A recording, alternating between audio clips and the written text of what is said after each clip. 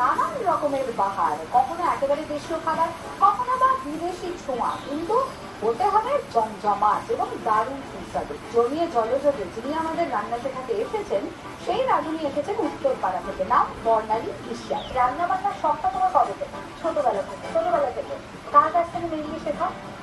শেখা বলতে মা বাবার কাছে। বাবা রান্না করতেন?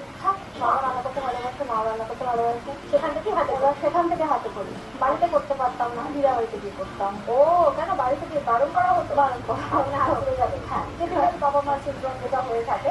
আর দিদা কিনা লোক করতেন। হ্যাঁ, দিদা সাথে সাথে থাকতেন। হ্যাঁ, সাথে থাকতেন, অবভিয়াসলি সময়টা দিতেন, সুতরাং নজরদারিও করতে পারতেন। এইভাবেই শেখা হচ্ছে রান্না, তাই তো?